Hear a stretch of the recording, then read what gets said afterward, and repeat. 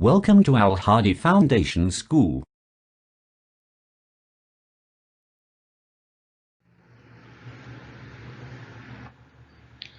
Assalamu alaikum dear students. Today we are going to start our maths lecture from unit number 16, Handling Information. Exercise 16 and question number 8. Question 7 तक हम previous lectures में solve कर चुके हैं. Now we are going to solve from question 8. Question 8 is the approximate expenditure on education during the annual budget for the year 2000 to 2001 in a country is given below. Approximate mean तकरीबन, almost. वो कहते हैं कि एक country में, एक school में जो एजुकेशन के तकरीबन जो टोटल एक्सपेंसेस हैं, अखराजात हैं, एक साल के दौरान 2000 से लेकर 2001 के दौरान वो यहाँ पे गिवन है. नीचे हमारे पास टेबल में दिए गए हैं. Represent the information bye a vertical bar graph. आपने इस इंफॉर्मेशन को वर्टिकली शो करवाना होगा. हमारे पास आइटम मीन्स के किस किस चीज़ को डिस्कस किया जाएगा. एजुकेशन के लेवल्स हैं, ठीक है, जो एजुकेशन से रिलेटेड हमारे पास जितने भी एक्सपेंसेस होंगे. Primary education, secondary education, university education, teacher training and others. Means कि उन्होंने एजुकेशन के तमाम लेवल्स डाले. टीचर ट्रेनिंग, अदर्स में क्या आ जाएगा, जो पेपर्स, फंड्स वगैरह, वो सब कुछ उन्होंने इसमें इंक्लूड कर दिया है. अब यहाँ पे उन्होंने एक्सपेंडिचर्स को इन मिलियन, एक्सपेंडिचर्स जो है हमारे पास वो मिलियंस में है. यहाँ पे उन्होंने लिखे तो हमारे पास 1000 में है, ठीक है. 82,000, 10,000, 8,000, 16,000, 50,000 यहाँ पे बुक पे नहीं लिखा गया था. यहाँ पे आ जाएगा 50,000. यहाँ पे 50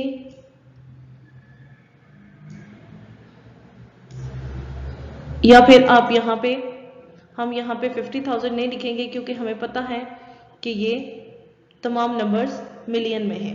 ओके, सो यहाँ तक हमारा ये क्वेश्चन है, जहाँ तक ये टेबल गिवन है. हमने क्या करना है, हमसे कोई क्वेश्चन, कोई आंसर नहीं पूछा गया. जस्ट हमें ये कहा गया है कि इस ग्राफ को, इस न्यूमेरिकल डेटा को हमने वर्टिकल बार ग्राफ में शो करवाना है. आपको पता है हॉरिजॉन्टल बार ग्राफ और वर्टिकल बार ग्राफ में क्या डिफरेंस है. तो इस डेटा को हमने वर्टिकली शो करवाना है. क्या करेंगे, अब हम, जो मैंने आपको मेथड बताया था, मोस्टली जो हम ग्राफ बनाते हैं वो वर्टिकली बनाते हैं. और जो हमारे पास कोई भी आइटम होते हैं, जो मीन्स के जिस चीज़ की इंफॉर्मेशन होती है, उसको हम हॉरिजॉन्टली लिखते हैं, जो लेफ्ट टू राइट मूव करती है. और जो हमारे पास उसकी अमाउंट होती है, उसको हम वर्टिकली शो करवाते हैं ग्राफ में. उस पे आइटम पे जो होती है, उस चीज़ पे परपेंडिकुलर होती है, और नंबर्स में होती है, अमाउंट होती है जो. तो अब हमारे पास ये देखें, ये डेटा जो है ये इर्रेगुलर डेटा है. रेगुलर में हमारे पास प्रॉपर सीक्वेंस के साथ नहीं दिया गया. अगर यहाँ पे होता 10,000, 20,000, तो यहाँ 20, 50, तो फिर मैं यहाँ पे स्टार्ट से 10, 20, 30. लेकिन अब ये इर्रेगुलर डेटा है, तो जिस तरह से ये हमारे पास गिवन है उस तरह से हम इसको लिख देंगे. ओके, तो यहाँ पे आप देखें,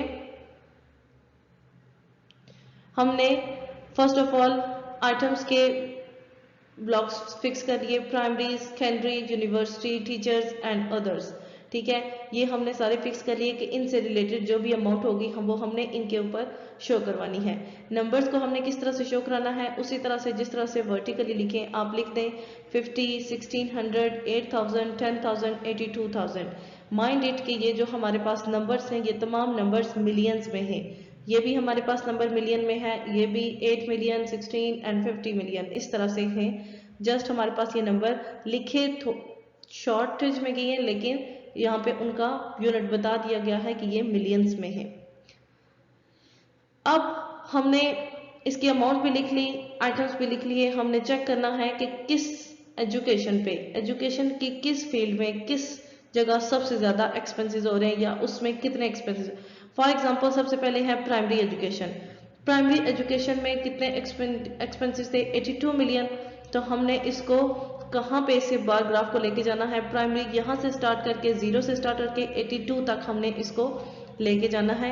यहाँ पे हमने 82 तक लेके गए, वापस इसको यहाँ पे लाएंगे और इसको वर्टिकली पहले अप नीचे से ऊपर तक लेके गए, फिर हम अप टू डाउन वापस लाएंगे और इसको क्लोज कर देंगे।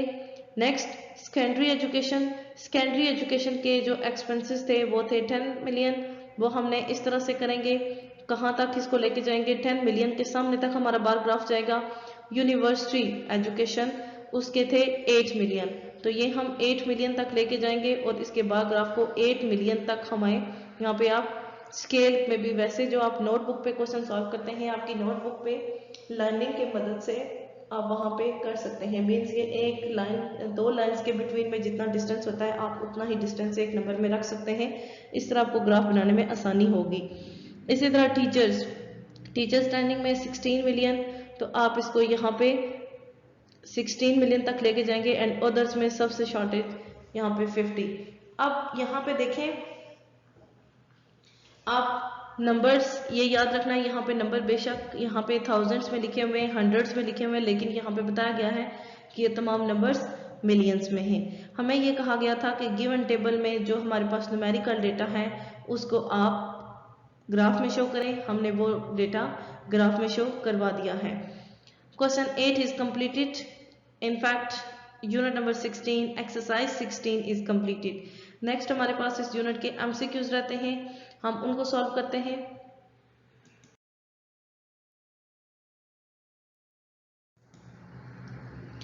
नेक्स्ट है हमारे पास multiple choice questions of unit number 16।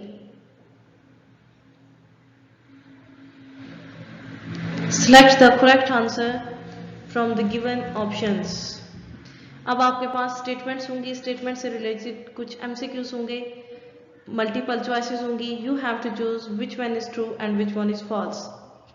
Number 1, mathematics marks out of 100 of 20 students are given below। 20 students के मैथमेटिक्स के मार्क्स आपको यहाँ पे दिए गए हैं। Which of the statement is incorrect? इसमें से कौन सी स्टेटमेंट्स दुरुस्त नहीं है। अब ये डेटा जो आपके पास गिवन है इसमें जस्ट नंबर लिख दिए गए हैं, ठीक है। तो आपके पास ये नंबर दे दिए गए हैं 20 स्टूडेंट्स के, किसी के 23 हैं, किसी के 80 हैं, किसी के 70 हैं, बट ये नहीं बताया गया हम इस तरह के डेटा को देख के क्या बता सकते हैं कि किस स्टूडेंट के कितने मार्क्स हैं। हम नहीं बता सकते जब तक हमारे पास एक स्टूडेंट के नेम के साथ उसके नंबर्स नहीं होंगे, हमें नहीं पता चलेगा किस स्टूडेंट के कितने मार्क्स हैं। तो पार्ट आपके पास ऑप्शन ए क्या है, the data is ungrouped. Option B है the data is grouped. C, the data is not organised in any order. D, the frequency table of this data can be drawn. अब हमने ये check करना है कि इनमें से कौन सी स्टेटमेंट इस डेटा से रिलेट नहीं करती, क्योंकि उन्होंने कहा है इससे रिलेटेड गलत स्टेटमेंट आपने बतानी है। The data is ungrouped, yes this data is ungrouped, ये डेटा ग्रुप्ड में नहीं है क्योंकि इसको स्टूडेंट के नेम के साथ शो नहीं किया गया, सो ये डेटा अनग्रुप्ड है। तो ये तो स्टेटमेंट इसके बारे में ट्रू है। सी पे आए, the data is not organised in any order, data को किसी भी प्रॉपर सीक्वेंस में, प्रॉपर ऑर्डर में ऑर्गेनाइज नहीं किया गया। यस इट्स आल्सो ट्रू, ये भी ट्रू है, इसको किसी भी ऑर्डर में ऑर्गेनाइज नहीं किया गया, असेंडिंग डिसेंडिंग में भी नहीं किया गया, नंबर्स नेम के साथ भी नहीं किया गया। Frequency table of this data can be drawn, frequency table हम इस डेटा की ड्रॉ कर सकते हैं, ये भी ट्रू है। जो हमारे पास इससे इनकरेक्ट स्टेटमेंट है वो है द डेटा इज ग्रुप्ड। वो कहते हैं ये डेटा ग्रुप्ड फॉर्म में है। नो, ये डेटा ग्रुप्ड फॉर्म में नहीं है। ये डेटा अगर स्टूडेंट के साथ उसके नंबर लिखे होते तो हम कह सकते थे कि ये डेटा ग्रुप्ड में है। सो आपके पास जो राइट ऑप्शन है वो है द डेटा इज ग्रुप्ड, क्योंकि ये स्टेटमेंट इस डेटा से रिलेट नहीं करती, ये स्टेटमेंट इस डेटा के हवाले से गलत है और हमने गलत स्टेटमेंट को ही टिक करना था। ओके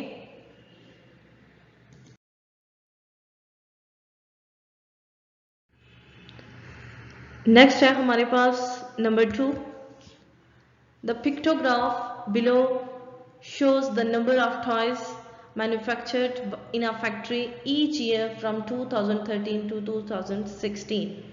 एक फैक्ट्री ने 2013 से 2016 में जितने भी टॉयज बनाए वो आपको इस टेबल में शो करवाए गए हैं पिक्टोग्राफ की मदद से।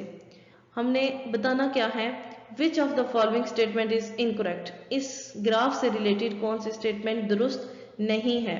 नंबर 1 की तरह ईच रिप्रेजेंट 1000 टॉयज। अच्छा, ईच स्टार, हर एक स्टार जो है वो 1000 टॉयज को रिप्रेजेंट कर रहा है। फॉर एग्जांपल अगर ये 2016 में एक स्टार है तो इट मीन्स कि उन्होंने 2016 में 1000 टॉयज प्रोड्यूस किए, बनाए। नंबर आपके पास पार्ट ए है, the maximum number of toys were manufactured in year 2014 and 15। वो कहते हैं कि सबसे ज्यादा जो टॉयज मैन्युफैक्चर किए गए, बनाए गए, वो 2014 और 15 में बनाए गए। दैट इज ट्रू, क्योंकि 2014 में ये देखें 40,000, 2015 में भी 40,000, सबसे ज्यादा इन्हीं 2 ईयर्स में टॉयज बनाए गए। ये तो ट्रू है, हमने गलत स्टेटमेंट ढूंढनी है। Least number of toys were manufactured in year 2016, सबसे कम टॉयज 2016 में बनाए गए। यस, ये भी हमारी स्टेटमेंट ट्रू है, ये भी इस ग्राफ के से रिलेट करती है कि 2016 में सबसे कम टॉयज बनाए गए। ये स्टेटमेंट ट्रू है, हमने माइंड इट, हमने गलत स्टेटमेंट को टिक करना है, गलत स्टेटमेंट ढूंढनी है। In year 2013 and year 2014 same number of toys were manufactured.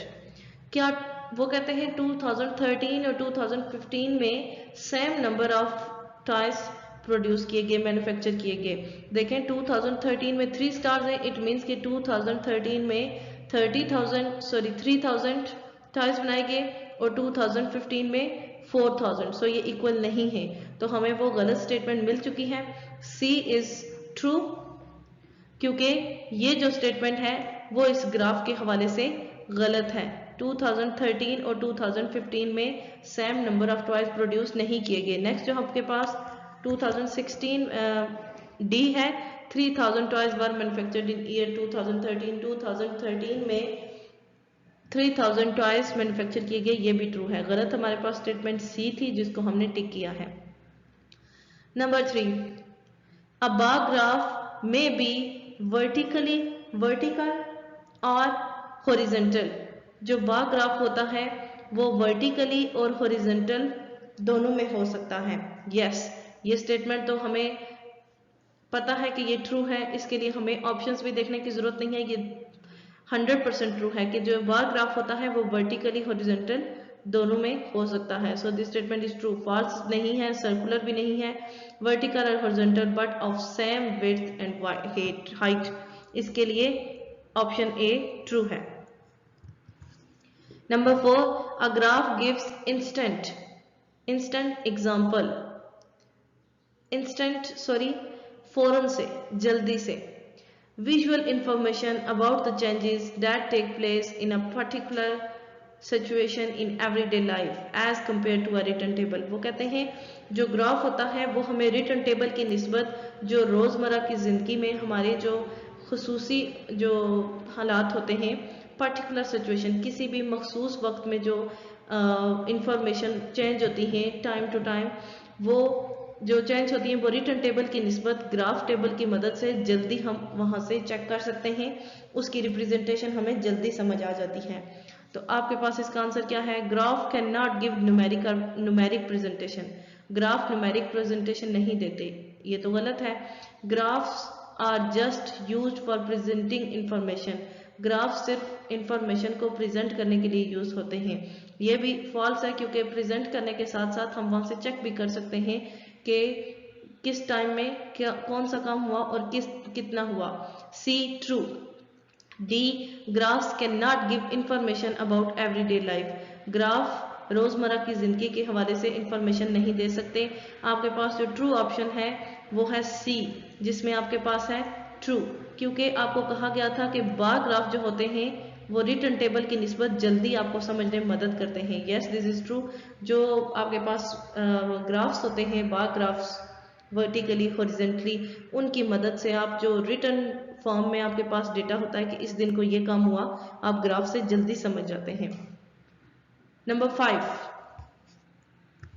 Pictograph, pie charts, bar graphs और line graphs can always depict similar information. Pictograph जो होते हैं, बार ग्राफ्स जो होते हैं, चार्ट्स होते हैं, वो हमेशा जो एक जैसी इंफॉर्मेशन को डिपिक्ट करते हैं, शो करते हैं।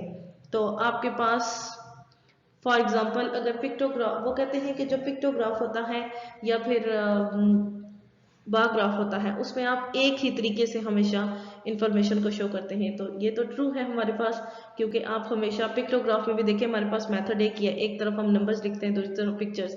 इसी तरह ग्राफ्स में भी हमारे पास हॉरिजॉन्टल का जो कॉन्सेप्ट है हमेशा उसी को फॉलो करते हैं, वर्टिकल का जो कॉन्सेप्ट है उसी को फॉलो करते हैं। तो इसका हमारे पास ये ट्रू आंसर है। ए में क्या है, फॉल्स, ये तो नहीं हो सकता। बी क्या है, only pictographs do not represent similar data, सिर्फ पिक्टोग्राफ सिमिलर डेटा रिप्रेजेंट नहीं करते, ये भी गलत है। Only line graphs do not represent, देखें दोनों सिमिलर डेटा आपके पास रिप्रेजेंट नहीं करते। तो हमारे पास जो ट्रू ऑप्शन होगा वो D part, true. Students, unit number 16 is completed. Next lecture में इंशाल्लाह हमने जो यूनिट नंबर 12 हमने इसलिए छोड़ा था कि उसको बाद में करेंगे, तो हम यूनिट नंबर 12 एंगल्स को स्टार्ट करेंगे। आज के लिए इतना ही काफ़ी है। ओके, अल्लाह हाफिज़।